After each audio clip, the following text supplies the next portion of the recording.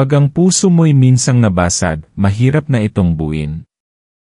Pero paano kung ang tanging taong minahal mo, ang nagbigay sa'yo ng pag-asa, ay siya rin palang magdadala ng pinakamadilim mong bangungot? May kwento akong narinig, isang kwentong hindi basta-basta.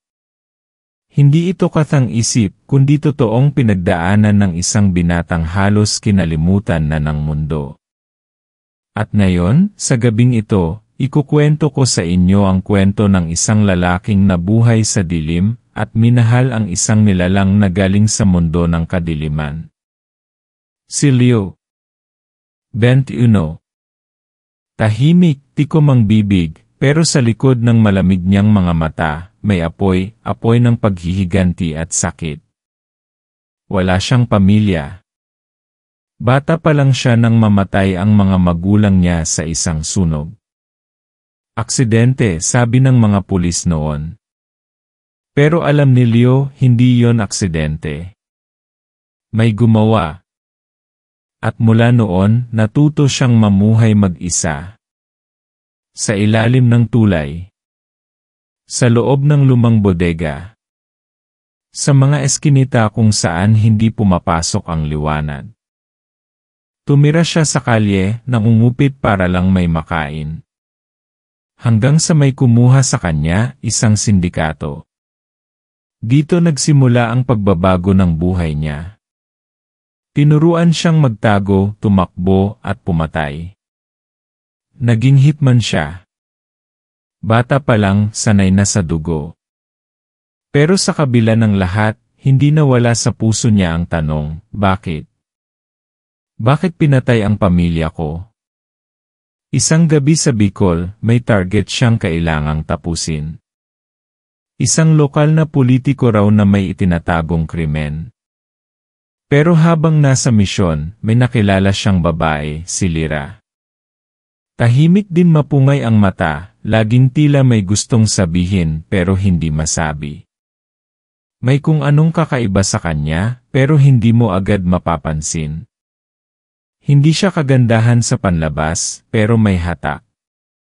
Para bang pag tinitigan mo siya, hindi mo na kayang tumingin sa iba. Hindi dapat nahulog si Leo. Pero sa bawat gabi ng kwentuhan, sa ilalim ng ilaw ng gasera, unti-unti siyang natutong ngumiti. Si Lyra ang unang taong nakakita ng totoong siya, hindi ang hitman, kundi ang batang nawalan, ang batang naghahanap pa rin ng liwanag. Pero may mga napapansin si Leo. Tuwing gabi ng kabilugan ng buwan, biglang nawawala si Lyra. At pagbalik niya kinabukasan, pawisan, duguan ang mga kuko, pero parang walang nangyari. Isang beses nasugatan si Leo. Hinayaan lang niya, maliit lang naman.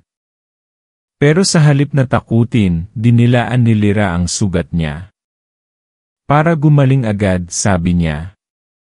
Pero ramdam ni Leo, hindi yon basta lambing. May halong gutom. Pagnanasa. Ibang klasing uhaw. Dito nagsimulang gumulo ang isip ni Leo. Sinundan niya si Lyra isang gabi. Sa gitna ng dilim sa may ilog, nakita niya ito, hubot-hubad, nakasampay sa sanga ang balat nito, balat. Isang anyo ng nilalang na hindi niya maipaliwanag. Matatalim ang mga ngipin, mahaba ang mga kuko, at lumilipad ito, isang nilalang na kilala niya sa mga kwento ng matatanda. Aswang. Nanlamig ang buong katawan ni Leo. Pero sa halip na tumakbo, nanatili siya. Pinanood niya ito habang dahan-dahang bumalik sa katawan ng babaeng minahal niya. Umiiyak siya sa loob, pero hindi siya makaiyak. Paano kung ang tanging taong minahal mo, siya rin palang kinatatakutan ng lahat? Kinabukasan, parang walang nangyari. Niluto pa ni Lyra ang paborito niyang adobong manok. Pinilit niyang maging normal. Pero habang kumakain siya, napansin niyang may buhok sa ulam, hindi buhok ng tao, kundi parang balahibo ng hayop. At ang lasa. May kung anong hilaw. Masangsang. Doon siya nagsimulang magsuka. Tumakbo siya palabas ng bahay, hawak ang tiyan, nagsusuka ng itim na likido. Nang gabing iyon, kinausap siya ni Lyra. Leo, may sasabihin ako. Nanginginig ang boses nito. Hindi ako katulad ng iba. May lahi ako, lahing pinaglihiman ng daan-daang taon. At ngayon, sa'yo ko lang ito aminin. Pero bago pa man niya matapos ang sasabihin, may naramdaman si Leo na malamig na hangin. Mula sa bintana, may 3 peres ng mata ang nakatingin sa kanila. Hindi tao. Hindi rin hayop. Parang siya, parang si Lyra. Patawarin mo ako, Leo, bulong ni Lyra. Hindi ako nagpunta rito para magmahal. May utos akong dapat sundin. Sa dilim ng gabing iyon, sa ilalim ng buwan, isang sigaw ang umalingaw-ngaw sa buong baryo, sigaw ng pagkalagot, sigaw ng pagtataksil, sigaw ng isang lalaking muling nawasak ang puso. Pero hindi doon natapos ang lahat. Pagkalipas ng 3 araw, nakita ng mga mangingisda ang isang lalaki sa may dalampasigan. Basang-basa, sugatan, pero buhay. Sa tabi niya, isang balot ng balat ng hayop at isang piraso ng kwintas na kilala ng mga taga-baryo. Kwintas ni Lyra. At mula noon, hindi na siya nakita pa ulit sa lugar na yon.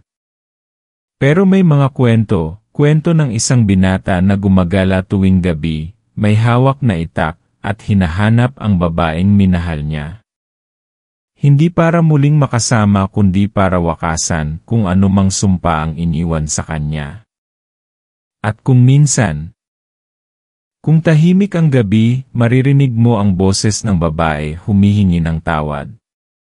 Pero tanong nga ng ilan, kapag ang pagmamahalan ay isinilang sa kasinungalingan at dugo, may pag-asa pa bang mabuo ito?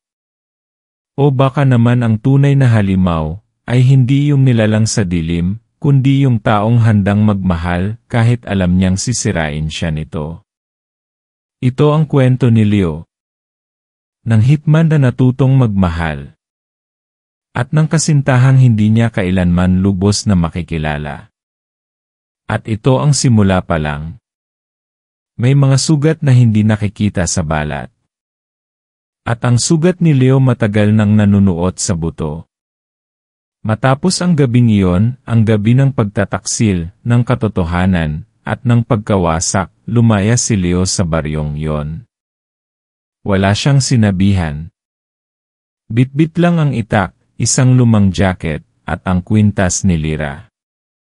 Hindi niya alam kung patay na ito, o kung parte lang ng plano ang lahat ng ipinadama nito sa kanya. Pero isang bagay ang malinaw, may mas malalim pa itong dahilan. Sa mga sumunod na linggo, parang baliw si Leo. Walang direksyon, walang tiyak na pupuntahan. Natutulog sa mga bus terminal, naglalakad sa gilid ng bundok, kumakain ng sardinas na binili gamit ang huling baryang natira sa bulsa niya. Pero kahit saan siya magpunta, dala-dala pa rin niya ang bigat, hindi lang ng pagkabigo, kundi ng mga tanong na lalong bumubulabog sa isipan niya. Isang gabi, habang palihim siyang nagpapahinga sa may abandoned na chapel sa Nueva Ecija, may matandang lalaking biglang sumulpot sa dilim. Puti ang buhok, nakasuot ng kupas na damit, at may bitbit na baston na gawa sa bungo ng hayop. Matagal na kitang hinihintay, sabi nito. Napalingon si Leo. Sino ka? Ako si Mang Urbano. Albularyo. Hindi yung nagpapagaling ng ubo kundi yung tumitingin sa mga sugat ng kaluluwa. Hindi nagsalita si Leo. Pero may kung anong presensya ang matanda na hindi niya maipaliwanag. Hindi ito tao lang. Hindi rin halimaw. Parang tagapamagitan. Tagabantay. May isang matang pilit na sumusuri sa kaluluwa niya. Inakala mong tapos na ang laban mo, Hijo, bulong ni Mang Urbano. Pero ang totoo simula pa lang to, dito napilitang makinig si Leo. Sa isang maliit na apoy, habang umiihip ang malamig na hangin sa paligid nila, ibinunyag ni Mang Urbano ang isang lihim, isang kwentong matagal nang nililimot ng kasaysayan. Ang lahi mo, Leo, sabi ng matanda, hindi basta-basta. Ang mga ninuno mo, mga tagapangalaga ng mutya ng apoy. Noong panahon ng mga datu, may digmaan sa pagitan ng mga aswang at ng mga bantay ng liwanag. Ang pamilya mo kabilang sa mga huling tagapagtanggol. Nanlamig si Leo. Ang ibig mong sabihin totoo ang lahat ng kwento. Mga diwata, Shokoy, Encanto. Hindi lang totoo, sagot ng matanda, kundi buhay na buhay. At ngayong unti-unti nang nawawala ang liwanag sa mundo, muli silang nagbabangon. Dahil sa sinabi ni Mang Urbano, parang nagising si Leo sa isang bangungot na hindi niya alam kung kailan nagsimula. Ang pagkamatay ng pamilya niya, hindi ito aksidente. Ayon sa albularyo, may isang malakas na aswang, si Silab, na siyang pinuno ng lahi ng itim na buwan. At ang huling misyon ng mga magulang ni Leo bago sila pinatay. Itago ang mutya ng apoy. Nasaan ang mutya? Tanong ni Leo. Tinuro ng matanda ang kwintas ni Lira. Hindi ito ordinaryong alahas. Sa loob niya naroon ang apoy na di kailanman mamamatay. Nanlamig si Leo. Gusto niyang isuka ang lahat. Paano niya magagawang mahalin ang taong may dalang kapahamakan sa kanya? Pero sa kabila ng lahat, hindi niya maitapon ang kwintas. Kahit galit siya, may parte ng puso niya ang umaasang may bahagi pa rin si Lira na totoo. Magsanay ka, sabi ni Mang Urbano. Habang hindi pa bumabalik si Silab, kailangan mong ihanda ang sarili mo. Isa ka sa huling anak ng liwanag. Pero kung pipiliin mong tumalikod, mas mabilis ang paglaganap ng dilim. Ngunit hindi agad sumunod si Leo. Umalis siya kinaumagahan, iniwang muli ang matanda. Naglakad, nag-isip, nagalit. Ayaw na niyang madamay pa. Gusto niya lang ng katahimikan. Pero hindi na siya makabalik sa dati. Sa bawat lugar na puntahan niya, parang may mata na sumusunod sa kanya. Sa jeep, sa kanto, kahit sa mga panaginip niya, naroon si Lira, humihingi ng tawad, pero hindi nagsasalita. Hanggang isang gabi, habang nasa tabing dagat sa Zambales, may nilalang na lumitaw mula sa tubig. Hindi siya tao. Mabalahibo ang braso, nangingitim ang balat, at may matatalim na palikpik sa gilid ng mukha. Isang Shokoy. Leo, tinig ng nilalang. Tapos na ang pagtanggi. Kailangan mong harapin ang tadhana mo. Sa kamay nito, may hawak siyang kabibe. Hindi ordinaryong kabibe, kundi isang itim na kabibe na may umuusbong na liwanag sa loob. Ito ang kabibe ng alon. Nagmula sa karagatan ng diwata ng dagat. Isa ito sa 4 na selyo laban kay Silab. Hindi makapagsalita si Leo. Lahat ng pinaniniwalaan niya noon, ngayon ay parang bula.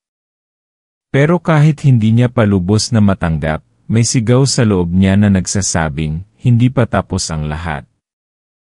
Paano ko ito magagamit? Tanong niya. Hindi pa ngayon, sagot ng Shokoy. Kailangan mo munang mahanap ang 3 iba pa. Apoy, lupa, at hangin. At ang bawat isa may bantay, may halimaw, may pagsubok. Naglaho ang nilalang sa tubig. Naiwan si Leo na nanginginig, hawak ang kabibe, at nanginilid ang luha. Sa mga araw na sumunod, tahimik siyang nag-obserba. Bumalik siya sa mga alaala ng magulang niya, sa mga kwentong binubulong sa gabi, mga guhit sa lumang journal ng ama, mga babalang binabaliwala noon. Lahat ngayon ay may saysay. At habang pinipilit niyang huwag paniwalaan ang lahat, sa loob-loob niya, alam niya hindi na siya makakabalik sa dati. Sa isang liblib na baryo sa Quezon, naramdaman niya ang kakaibang hangin. May alinasnas. May mga asong tumatahol. Mga aninong gumagalaw kahit walang ilaw. At sa loob ng isang lumang bahay, isang babae ang naghihintay. Nakaputi, may dugo ang palad, at may matang punang pakiusap. Si Lyra. Buhay siya. Pero bakit siya nandito? At anong dala niyang panganib ngayon?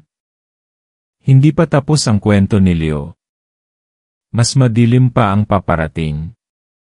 Umuulan ng mahina nang muling humarap si Leo kay Lyra. Sa ilalim ng dilim at patak ng ulan, nagkatinginan silang parang may sandamakmak na tanong sa pagitan nila. Basa ang buhok ni Lyra, nanginginig, pero hindi lang dahil sa lamig. May takot sa mata niya, at may kung anong kirot na hindi maipaliwanag. Bakit ka nandito? Mahinang tanong ni Leo. Akala ko iniwan mo na ko. Akala ko lahat ng yon kasinungalingan. Humakbang si Lyra papalapit, pero hindi siya tinanggap ni Leo. Umurong ito. Hindi pa rin mawala sa isip niya ang gabi sa ilog, ang itsura ng nilalang na nakita niyang lumilipad, ang balat na nakasampay sa sanga, at ang amoy ng dugo sa hangin. Hindi mo naiintindihan, bulong ni Lyra. Hindi ko pinili kung sino ako. Pero pinili kong mahalin ka. Tumahimik si Leo. Ang dami niyang gustong itanong. Gustong isigaw.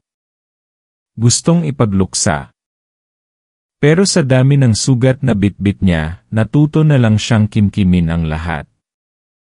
Pinipigil ang damdamin gaya ng dati, gaya ng kung paano siya nabuhay bilang isang hitman, walang emosyon, walang awa, walang luha. Pero mayong kaharap niya ulit si Lyra, hindi niya kayang itanggi na may parte pa rin sa kanya ang naniniwala. Ang bahagi ng pusong kahit ilang beses nang nasaktan, marunong pa ring umasa. Hindi na ito tungkol sa tin, sabi ni Leo. May mas malaking nangyayari. Tumango si Lyra. Alam ko. Kaya ako nandito. Kasi hindi ka nila titigilan lalo na ngayon. At para bang kinumpirma ng langit ang sinabi niya, biglang may umalulong na aso sa di kalayuan. Kasunod nito, narinig nila ang lagaslas ng mga tuyong dahon. May gumagalaw sa paligid nila. Mga anino. Hindi lang isa. Hindi lang dalawa. Pumulot si Leo ng kahoy, ngunit agad na kumislap ang kabibe ng alon sa kanyang bulsa. Sa liwanag nito, pansamantalang umatras ang mga anino. Parang nasaktan, pero hindi pa rin nawawala. Sinusundan na nila ako, bulong ni Lyra. At ngayon, alam nilang magkasama tayo. Nagpatuloy ang ulan, mas bumigat, kasabay ng pagbilis ng tibok ng puso ni Leo.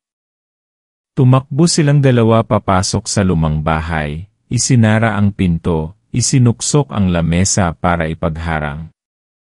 Sa loob, amoy na amoy ang lumang kahoy, amag, at usok ng nakaraang tagpo. Habang nasa loob ng bahay, muling pumasok sa isip ni Leo ang lahat ng iniwan ng nakaraan. Ang bangkay ng nanay niya na natagpuan sa nasunog nilang bahay. Ang paningin ng ama niyang nakayuko habang binubugbog ng mga di kilalang lalaki. Noon pa lang, ramdam na niya na may tinatago ang pamilya niya. Pero bata pa siya noon. At ngayong naintindihan niya na ang lahat, parang mas mabigat pa sa balikat ang katotohanang iniwan sa kanya. Ano bang totoo, Lyra? Tanong ni Leo habang nakatalikod.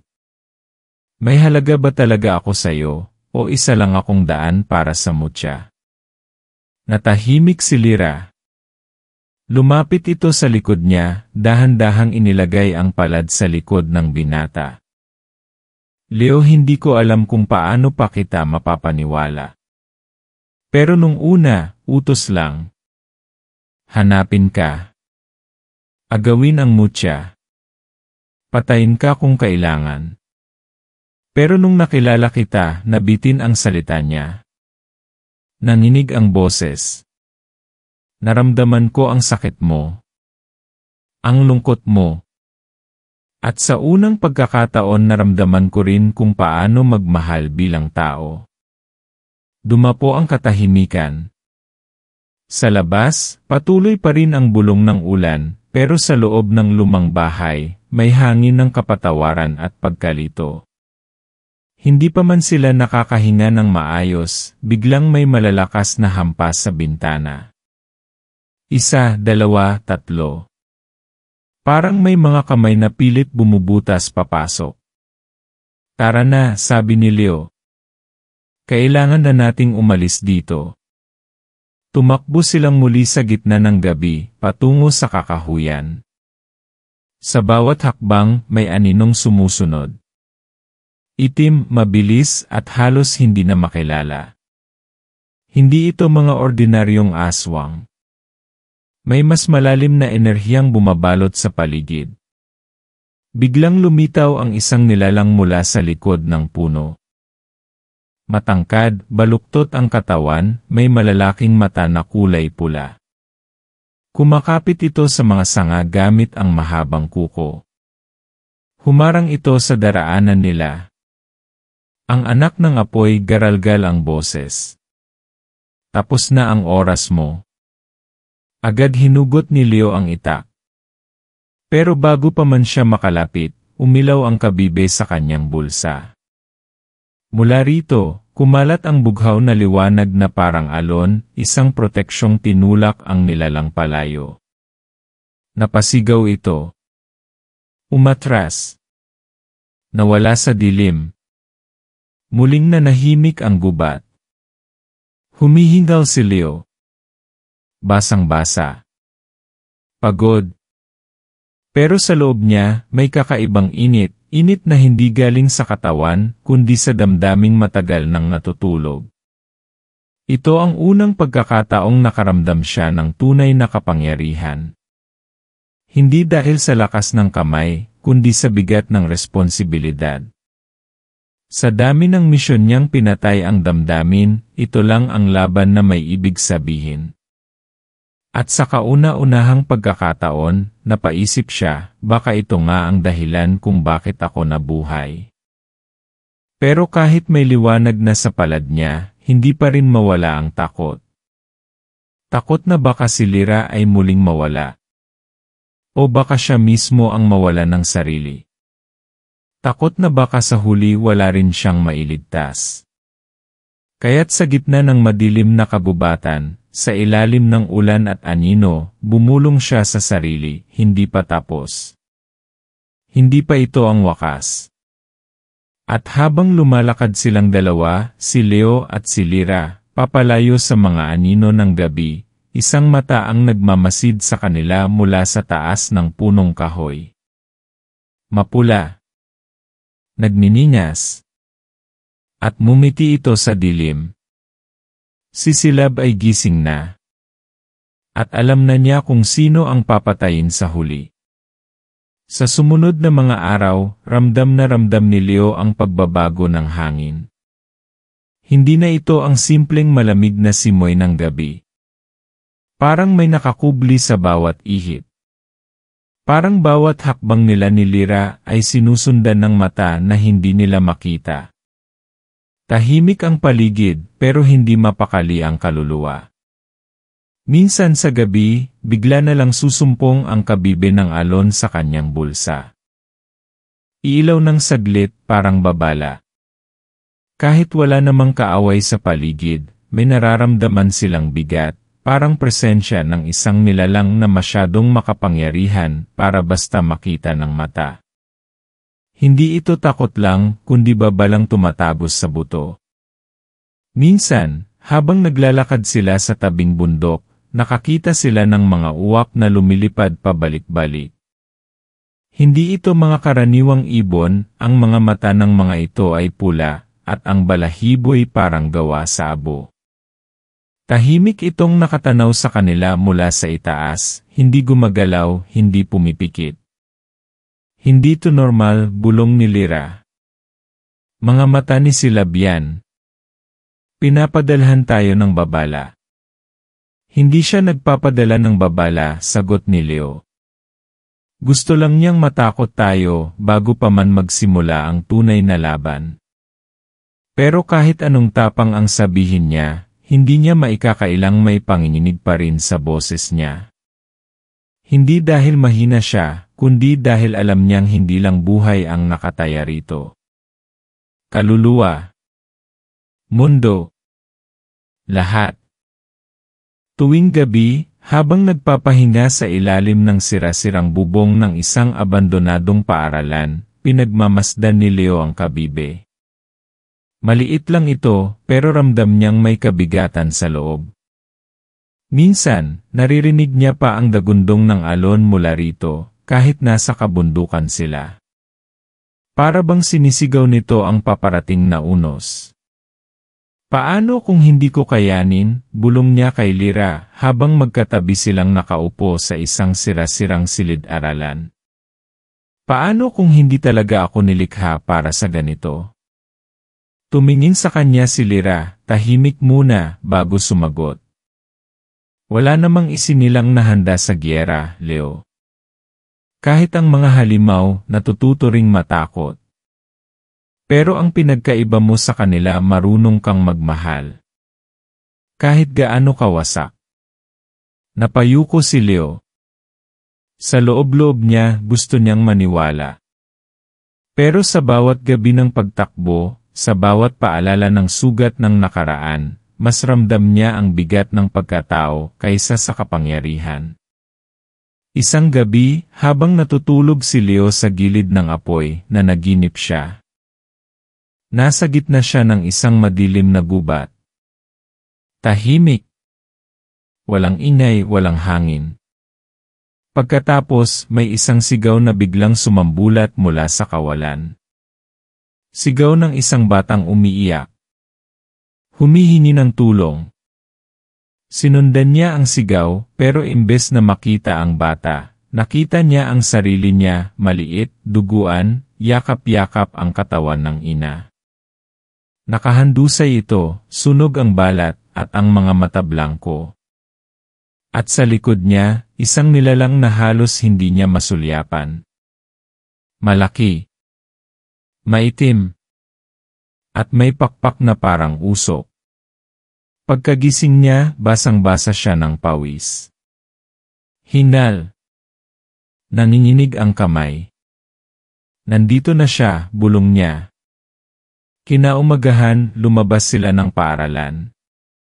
At doon nila nakita, ang mga punong pinutol, ang mga hayop na walang ulo, at mga palatandaan sa lupa, mga simbolo ng sinaunang aswang. 4 na araw na lang bago ang itim na buwan, ang gabi kung kailan magiging pinakamalakas si Silab. Nakahanap na siya ng mga bagong kasangkapan, sabi ni Lyra habang sinusuri ang mga palatandaan. Mga taong sinakop niya ang isip. Hindi mo na makikilala ang kaaway sa dilim. Sa mga baryong dinaanan nila, mas ramdam na ang takot. Ang mga tao'y tahimik, halos hindi lumalabas ng bahay. May ilan na nawawala, mga batang hindi na bumalik mula sa ilog, mga mangingisdang hindi na umuwi mula sa dagat. Isang lola ang lumapit sa kanila habang dumadaan sila sa palengke. Mga mata niya pula. Nakita ko sa loob ng anak ko, sabi nito habang umiiyak. Hindi na siya ang anak ko, nagkatinginan si Leo at Lyra. Lalo lang tumindi ang bigat na dala nila. Nagsimula na silang maghanda. Si Lyra, muling binuhay ang mga lumang dasal ng kanyang lahi, hindi para sa kadiliman, kundi laban dito. Si Leo naman, sinimulang gamitin ang itak na binigay ni Mang Urbano, sabay gamit ng kabibe. Tuwing umiilaw ito, may enerhiyang dumadaloy sa kanya, parang tubig na nagiging apoy. Pero hindi pa rin sapat. Kulang pa sila. Takot pa rin sila. Hindi pa natin nahahanap ang mutya ng lupa, sabi ni Lyra. At kung hindi natin yon makukuha bago ang itim na buwan, alam ko, sabat ni Leo. Talo tayo. Isang gabi bago ang ika-4 na araw, habang nasa kampo sila malapit sa isang bangin, muling narinig ni Leo ang sigaw sa panaginip. Pero sa pagkakataong ito, hindi bata ang umiiyak. Isa ng lalaki. At may pangalan siyang binanggit, Leo tulungan mo kami, nagising siya na parang kinuryente. Pagbukas ng mata niya, may aninong nakatayo sa harapan niya. Hindi ito tao. Hindi rin hayop. Ang balat nito ay parang usok, at ang mata ay pulang-pula. Hindi ito nagsalita. Tumalikod lang ito at nawala sa kadiliman. Pero naiwan sa lupa ang isang marka, ang simbolo ng lahi ng itim na buwan, gamit ang dugo. Tumayo si Leo. Nanginginig pero hindi na umaatras. Panahon na, sabi niya. At habang tumitibok ang puso niya ng mas mabilis kaysa dati, alam niyang paparating na ang pinakamalaking unos sa buhay niya. Pero ang tanong, handa na ba talaga siyang harapin ito? Tahimik ang buong paligid habang paakyat sina Leo at Lyra sa mataas na bahagi ng bundok kung saan sinasabing nakatago ang mutya ng lupa. Mula sa taas, tanaw ang buong bayang unti-unting binabalot ng dilim, hindi ng gabi, kundi ng isang kakaibang ulap na parang usok ng sunog, mabigat, masangsang, at tila may buhay. Sa bawat hakbang, ramdam nila ang humihigpit na presensya ng isang bagay na hindi nila maintindihan, hindi pa lubusang nakikita, pero nandyan, dumidikit sa balat, pumapasok sa isipan. Habang inaakyat ang makitid at madulas na daan, napansin ni Leo na ilang araw na ring tahimik si Lyra. Hindi na siya nagkukwento gaya ng dati. Hindi na rin siya masyadong lumalapit. Parang may iniisip o tinatago. Lyra, sabi ni Leo, may hindi ka sinasabi sa akin, di ba? Napahinto si Lyra. Sa likod niya, umaalon ang kanyang buhok sa hangin. Hindi siya kaagad sumagot. Hindi ito madali, mahinang bulong niya. May mga bagay na kahit ako, hirap pa ring tanggapin. Anong ibig mong sabihin? Tanong ni Leo, medyo napalakas ang boses. Ilang araw na tayong magkasama, tumakbo tayo, lumaban, halos mamatay tapos ngayon mo sasabihin yan. Humarap si Lyra. May bakas ng lungkot sa mga mata niya. Si Silab hindi lang basta pinuno ng lahi ng aswang. Dugo niya nasa akin din eh. Parang biglang lumamig ang paligid. Nanlaki ang mata ni Leo. Anong sinabi mo? Tatay ko si Silab, Leo, sabi ni Lyra, habang naningilid ang luha. Kaya ako pinadala para hanapin ka. Kaya ako may kapangyarihan. Anak ako ng kadiliman, pero hindi ko pinili yon. At simula nung makilala kita, tinanggihan ko na ang lahing yon. Tinalikuran ko siya. Saglit na tumigil ang mundo ni Leo. Ang taong pinagkatiwalaan niya. Minahal niya.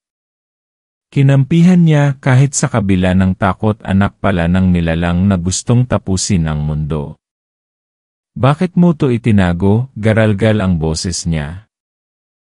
Bakit mo ko pinaniwala na kakampi kita, kung sa huli ikaw rin pala ang dahilan ng lahat? Dahil takot akong mawalan ka, umiiyak si Lyra. At alam kong hindi mo ako pakikinggan kung alam mong anak ako ng halimaw. Napaatras si Leo. Walang salita. Halos hindi siya makahinga. Sa puso niya, parang binaril siyang muli, pero mas masakit, mas malalim.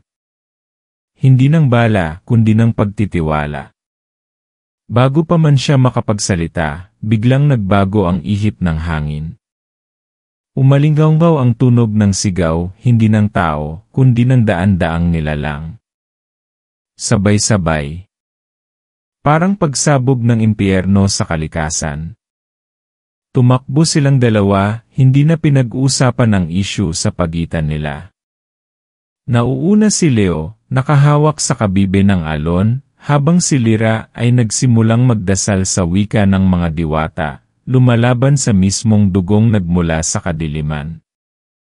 Pagdating nila sa pinakatuktok ng bundok, nakita nila ang isang luma, sirang dambana. Sa gitna nito, may isang bato, puti, makintab, at tila may buhay. Ang mutya ng lupa. Humakbang si Leo palapit, pero bigla itong lumabo. Nawala ang itsura ng bato. Ang paligid ay parang umiikot, parang nagkakagulo ang realidad. Hindi pa tayo handa, sabi ni Lyra. Pinoprotektahan pa ito. May bumabantay. At doon lumitaw, mula sa anino ng mga punong kahoy, isang matandang babae. Kulubot ang mukha, pero ang mga mata ay parang salamin ng kasaysayan. Siya si Aponeria, ang tagapagbantay ng mutya. Hindi sapat ang tapang, binata, sabi ng matanda. Hindi sapat ang pag-ibig. Ang mutya ng lupa ay hindi ibinibigay sa kahit sino lang. Kailangan mo munang harapin ang totoo mong pagkatao. Ano pong ibig niyong sabihin? Tanong ni Leo. Hindi ikaw ang tagapagtanggol ng liwanag lang, sagot ng matanda. Ikaw rin ang pintuan kung saan maaaring bumalik si Silab. Muntik nang mabitawan ni Leo ang kabibe. Ano? Anong sinasabi niyo? Bago ka pa man isinilang, pinagtagpo na ang dugo ng tao at ng kadiliman sa'yo. Hindi aksidente na naging hitman ka. Hindi rin aksidente na nakasurvive ka sa apoy. Ikaw ang tulay, Leo.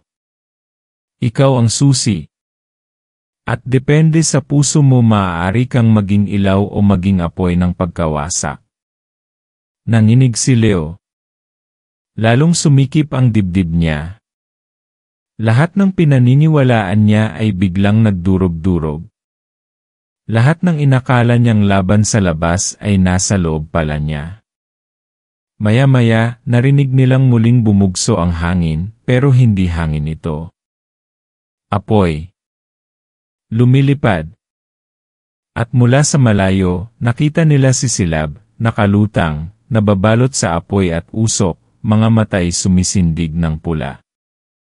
Nang makita siya ni Lyra, napahawak siya sa dibdib. Hindi pa dapat ngayon, hindi pa dapat siya lalabas. Baka may tumawag sa kanya, bulong ni Aponeria. Baka may nagbukas ng pinto. Biglang lumingon si Leo. Naramdaman niya ang malamig na dampi ng anino sa batok niya. Ang kabibe sa kanyang palad hindi na umiilaw. Tahimik. At sa sandaling iyon, parang gumuho ang lahat. Ang kaninang matibay niyang paninindigan, muling nanginig. Sapagkat unti-unti na niyang nararamdaman ang apoy ay hindi lang nasa paligid. Nasa loob na niya. At bago pa man siya makagalaw, isang boses ang pabulong na nagsalita sa kanyang isip. Bakit lalaban, kung pwede ka namang sumama sa akin?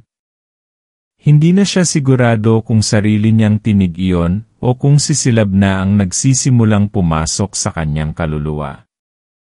Umuugong ang paligid. Ang hangin ay parang nasusunog, at ang lupa ay tila humihinga sa takot. Sa harap ng sinaunang dambana, magkaharap na ngayon si Leo at si Silab, ama ng kadiliman, halimaw ng lahi ng aswang at mayong gabi, halimaw ng kanyang sariling dugo.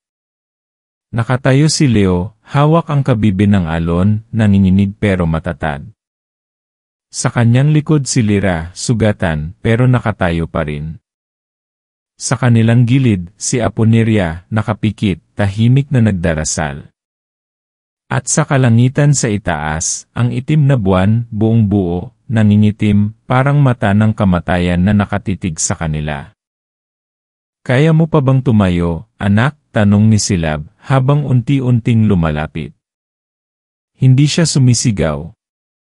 Tahimik ang kanyang tinig, pero bawat salita ay parang punyal sa puso ni Leo. "Hindi ako anak mo," sagot ni Leo, nilalabanan ang panginginig sa tuhod.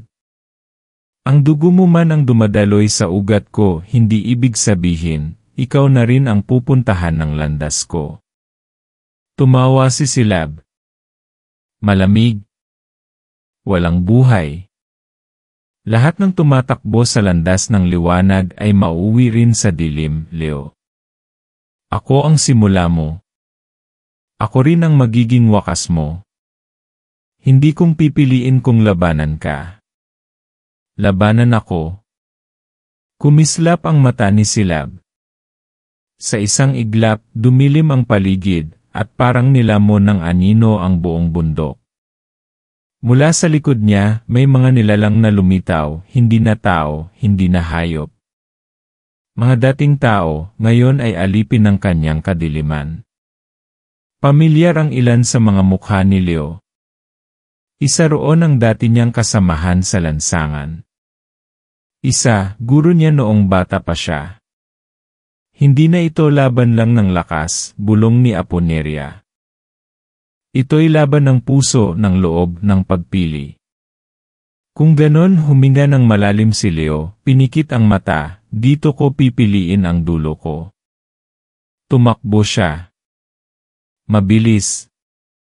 Hawak ang kabibe, lumundag siya papunta kay Silab. Ngunit bago pa man siya makalapit, hinampas siya ng anino, itinaob siya sa lupa, duguan ang labi, nanginginig ang kamay. "Wala kang laban sa akin," sabi ni Silab palapit. Pero biglang lumiwanag ang paligid, hindi mula sa buwan, kundi mula kay Lyra. Nakatayo siya, taas noo, at may hawak na maliit na bagay sa kamay. Isang pulang bato, isang mutya. "Ito ang iniwan ng ina ko," sabi niya. "Hindi mo ako kayang sakupin, ama. Ako mismo ang sira sa lahi mo." Isinugod ni Lyra ang mutya kay Silab. Tumalsik ang apoy mula sa katawan nito, na paatras. At doon nakakuha ng pagkakataon si Leo. Tumayo. Duguan, sugatan, pero buhay. Sumigaw siya. Hindi ng galit, kundi ng buo niyang pagkatao, lahat ng sakit, lahat ng alaala, lahat ng pasakit ng pagiging hindi tanggap sa mundo. Ito ang puso ng tao, Silab. Ito ang hindi mo mauunawaan. At sa sigaw niyang iyon, biglang lumiwanag ang kabibe ng alon. Ang tubig ay biglang dumaloy mula sa lupa, sa hangin, mula sa bawat sulok ng bundok. Bumaha ng liwanag at tubig. Tumilapon ang mga anino. Napasigaw si Silab, nagalit, nagwala. "Hindi pa ako tapos," sigaw ng halimaw. At sa huling iglap, sinugod niya si Leo. Buong lakas. Buong galit. At si Leo hindi umatras. Sinalubong niya ang ama, hindi bilang mandirigma, kundi bilang anak. Inakap niya si Silab habang sabay silang bumagsak sa lupa. "Kung kailangang mawala ako para matapos ang lahat ng to, tatanggapin ko." At biglang lumiwanag ang kabibe. Sumabog ang liwanag sa gitna nila. Pumutok ang hangin. Ang mga anino ay sumingaw. At ang katawan ni Silab unti-unting naglaho sa liwanag. Pagkatapos ng ilang segundo ng katahimikan, huminto ang ulan ng apoy. Ang hangin ay bumalik sa dati nitong lamig. Tahimik ang lahat. Wala na si Silab.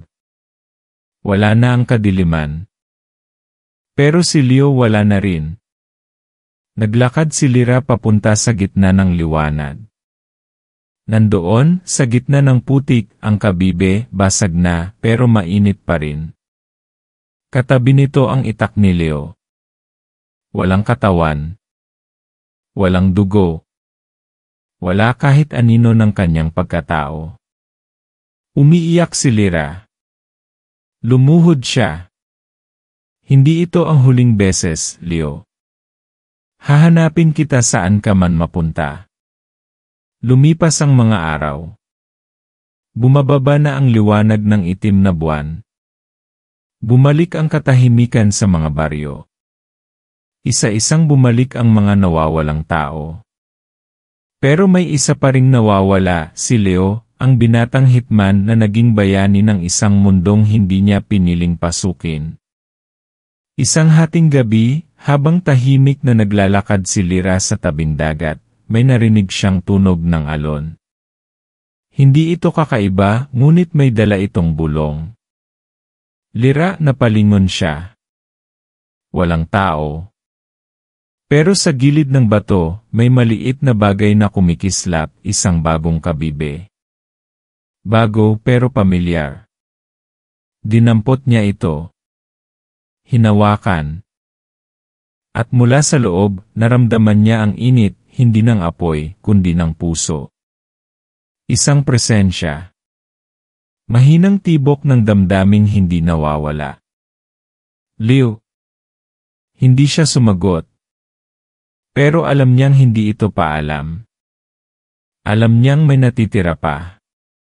At sa dilim ng gabi, isang bagong liwanag ang nagsimulang umusbong, hindi pa wakas, kundi simula pa lang ng panibagong kabanata. Lumipas ang mga linggo. Tahimik na muli ang bayang minsang nilamon ng takot. Ang mga ilaw sa kabahayan ay muling nagsindi. Ang mga palengke, unti-unting napuno ng tawanan at sigawan ng mga bata. Pero sa bawat sulok ng kalye, sa bawat aninong dumaraan, may bakas ng isang taong hindi na bumalik, si Leo, ang binatang hitman na ginawang bayani ng isang laban na hindi naman niya hiniling. Si Lyra ay nanatili sa bayang iyon. Bagamat may dugo ng aswang sa kanyang ugat, pinili niyang manatili sa piling ng mga taong dati kinatatakutan siya. Araw-araw ay bumabalik siya sa lugar kung saan huling nakita si Leo, sa tuktok ng bundok, sa tabing dagat, at minsan sa gitna ng ulan, inaabangang baka sakaling bumalik ang tinig na minsan nang tumawag sa kanya. Dinala niya ang kabibe, ang bagong mutyang iniwan sa kanya, sa bahay ni Aponeria. Hindi na nila muling nakita ang matandang babae mula nang matapos ang laban. Ngunit sa lumang bahay ng albularyo, may isang sulat na iniwan sa kanya, ang kabibe ay hindi lang tagapag-inat ng tubig. Ito rin ay sisidlan ng alaala, ng lakas ng loob, at ng tunay na puso. Kung tunay kang marunong magmahal, marunong ka ring maghintay, magpatawad, at magsimulang muli. Sa mga sumunod na buwan, marami sa mga nasangkot sa kadiliman ang bumalik sa normal na pamumuhay. Ang mga nawawalang tao, isa-isang lumitaw, tulala, pero buhay. Ang ilang nilalang na minsang nakulong sa katawan ng anino, muling nagising sa katawan ng tao, wala nang alaala ng ginawang kasamaan. Para bang binura ang lahat, binigyan ng panibagong simula. Ngunit hindi ganoon si Lyra. Sa kanyang puso, buhay pa rin ang bawat sandaling kasama si Leo. Ang mga usat sa gabi, ang pagtakas, ang tawa, ang galit, ang halik sa gitna ng panganib. At higit sa lahat, ang sakripisyo. Ang desisyong hindi niya kayang ibalik. Isang araw, habang nag-aayos siya ng hardin malapit sa bundok, may batang lalaking lumapit sa kanya. Hindi niya ito kilala, ngunit may kakaiba sa kanyang presensya. May hawak itong maliit na laruang itak, kahoy, ngunit may ukit sa gilid, parehong-pareho sa gamit ni Leo noon. Ate, tanong ng bata, Totoo po ba yung kwento tungkol sa lalaki na sumugod sa apoy para iligtas ang lahat? Napangiti si Lyra, kahit namumuo ang luha sa kanyang mga mata. Totoo, sagot niya. At hindi lang siya basta lalaki. Isa siyang tao na kahit sugatan, minahal pa rin ang mundong sinaktan siya. Tahimik ang bata. Tumango. Sabi nila, bumalik daw yung lalaki. Pero hindi na siya tulad ng dati. Napatingin si Lyra. Saan mo yan narinig? Sa panaginip po ng lola ko. Sabi niya, may lalaking nakatayo sa gitna ng ilog. Nakangiti, pero parang malungkot. May hawak siyang kabibe, pero wala na siyang anino. Muling kumirot ang puso ni Lyra. Ang kabibe ang anino ang ilog. Hindi na siya nagtanong pa. Ngumiti lang siya at inabot ang laruang itak. Alagaan mo yan, ha? Mahalaga yan.